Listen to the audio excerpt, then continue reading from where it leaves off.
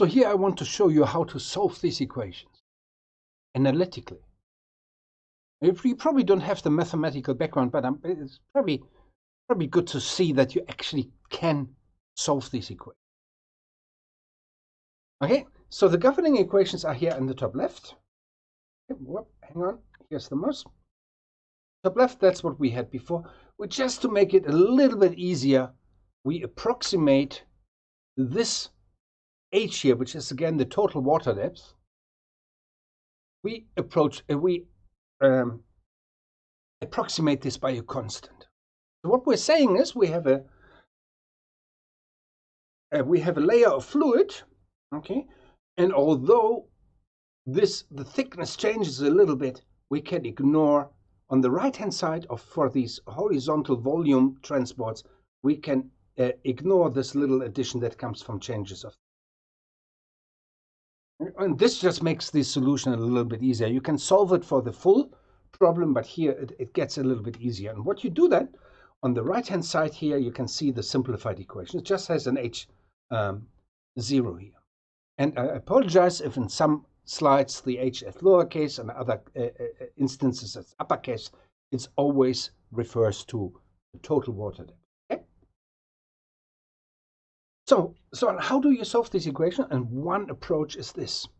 You combine both equations such that you get a single equation for one variable.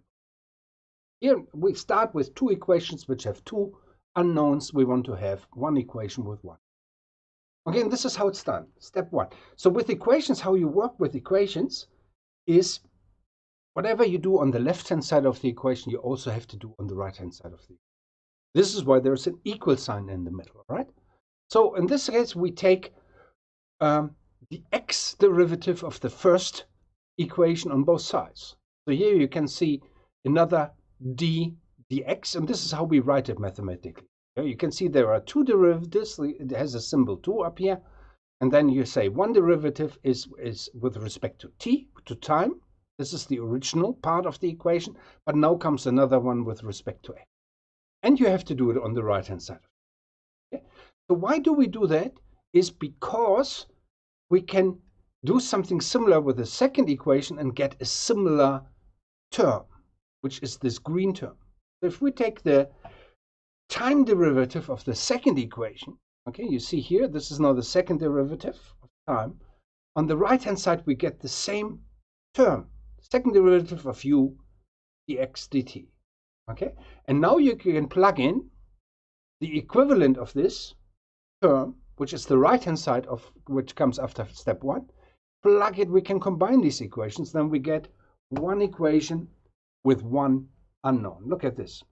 This is this equation, and it is actually known as the wave equation because I show you on the next slide, waves are the solution of this equation. Wow, this is one equation with one unknown. The unknown in this equation is eta. Okay?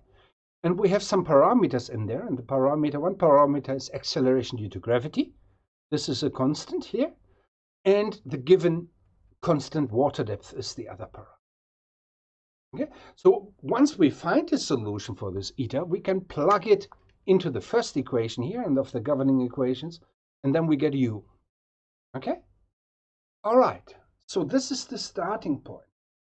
So let's see how we continue with that. So we found one equation with one unknown. What's the solution of this equation?